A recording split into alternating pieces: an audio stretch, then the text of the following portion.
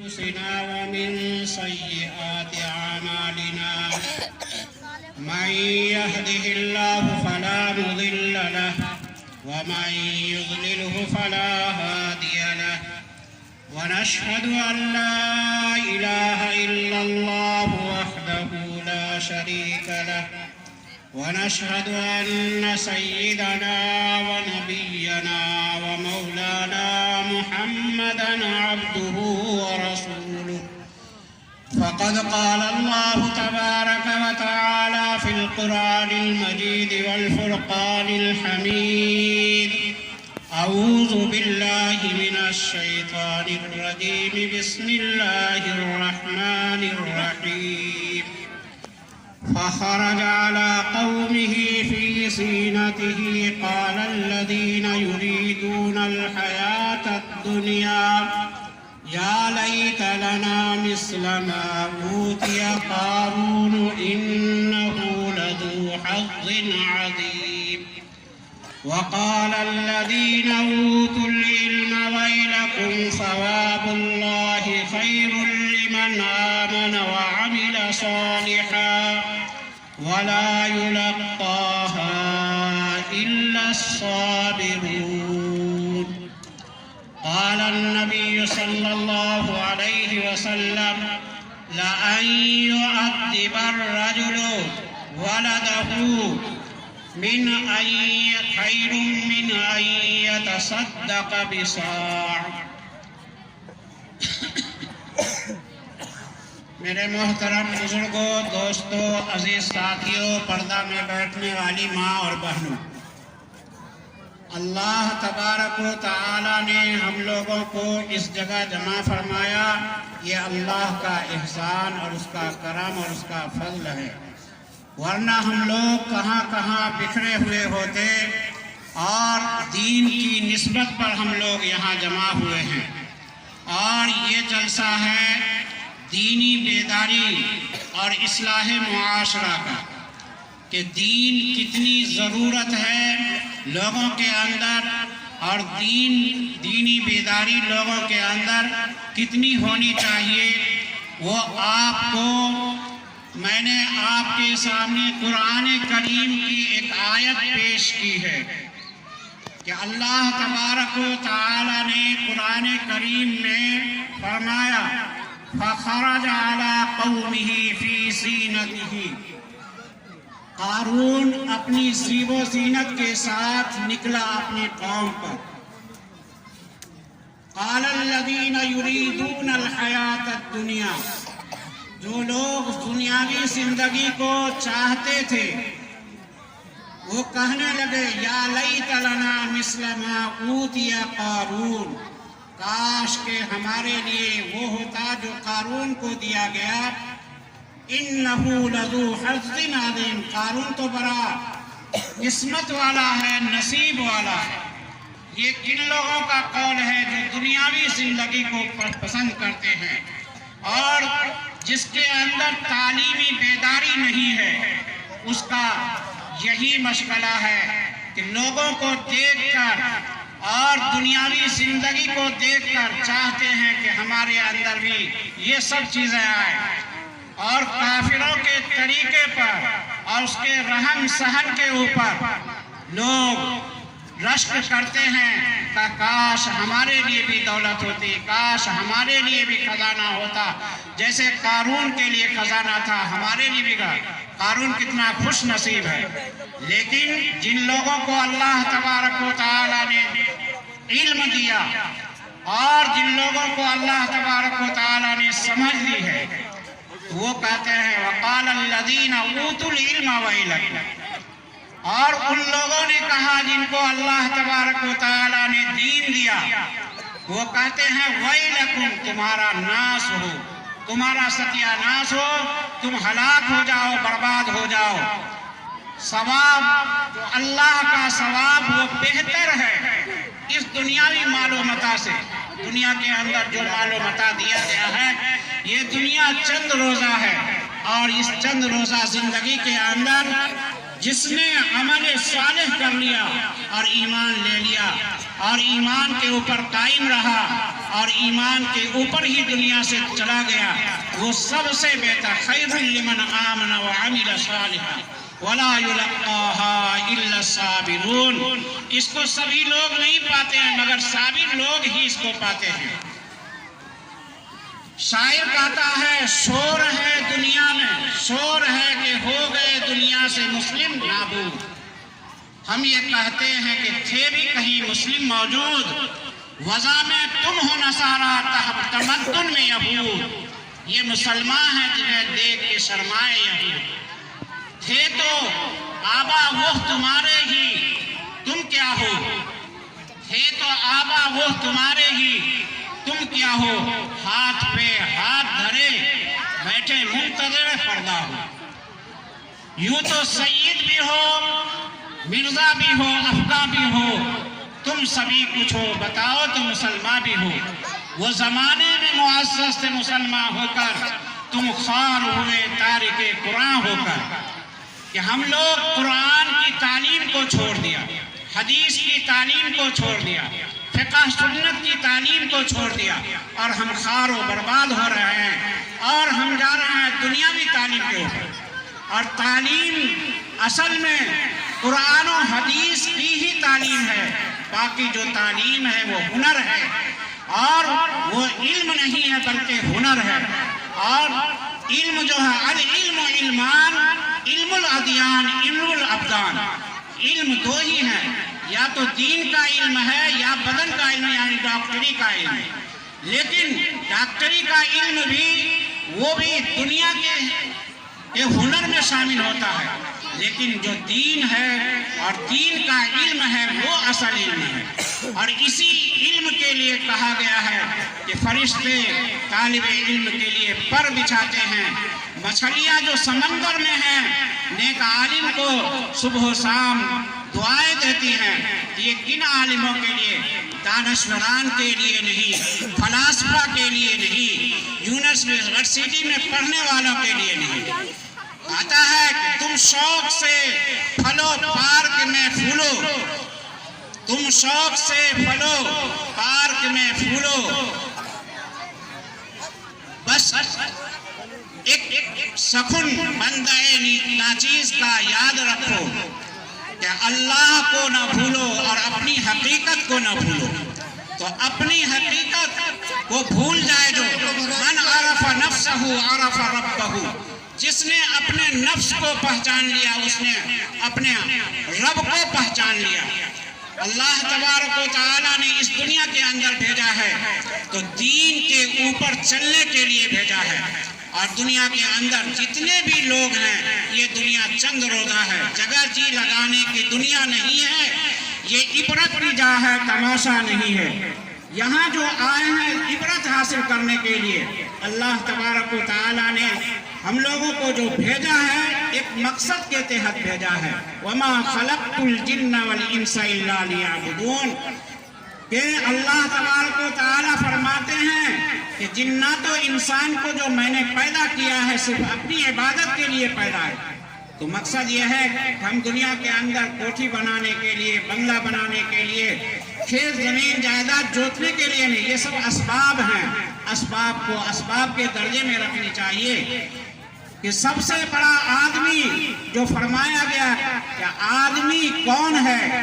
آدمی وہی ہے کہ جو راتوں کو جاگتا ہو اور اللہ کو یاد کرتا ہو، جو حملۃ القرآن ہو، قرآن کا حافظ ہو، وہ سب سے بڑا آدمی ہے. نبی کریم صلی اللہ علیہ وسلم سے فرمایا گیا حفظۃ القرآن نہیں جو قرآن کو زبان سے پڑھتا ہو، بلکہ حملۃ القرآن حاملین قرآن کو بتایا گیا کہ وہ سب سے بڑا آدمی ہے دنیا کے اندر جو راتوں کو جاگتا ہو اور وہ قرآن کے اوپر عمل کرتا ہو.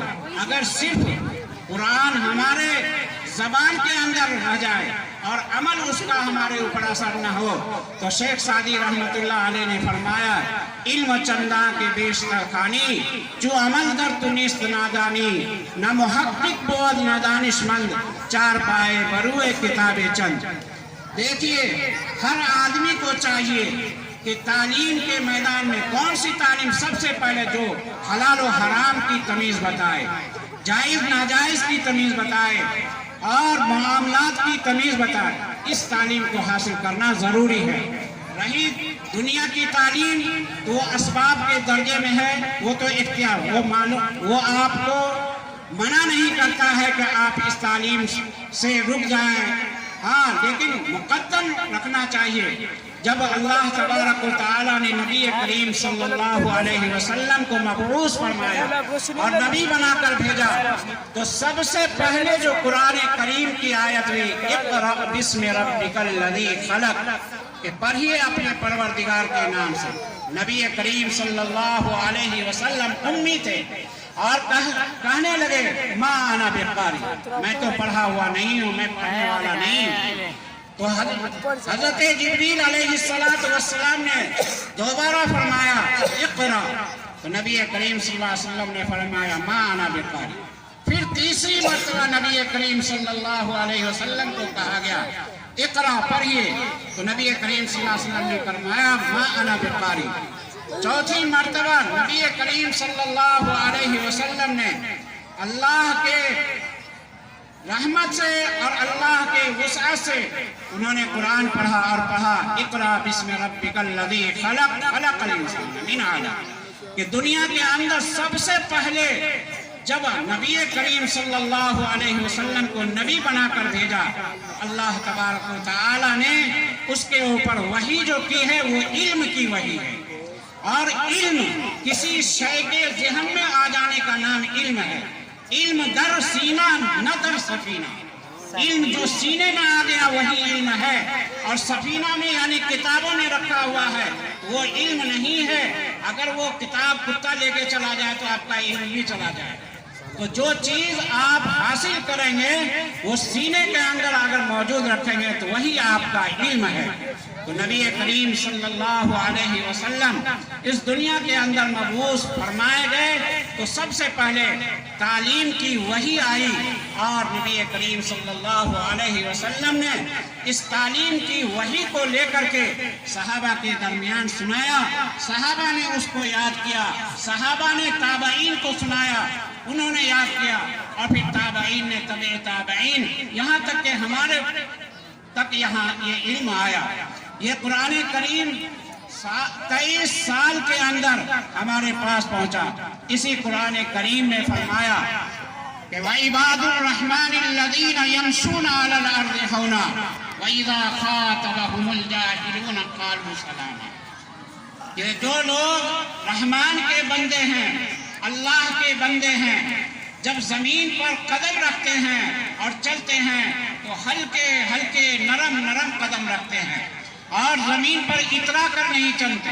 وَلَا تَمْشِي فِي الْأَرْضِ مَرَحًا إِنَّكَ لَن تَخْرِقَ الْأَرْضَ وَلَن تَبْلُغَ الْجِبَالَ طُولًا، کہ زمین پر اکر مت چلو، نہ تمہارے اکرنے سے زمین پھٹے گی، نہ تمہارے اکرنے سے اوپر چلے جاؤ گے، بلکہ اکر سے تم نیچے چلے جاؤ گے۔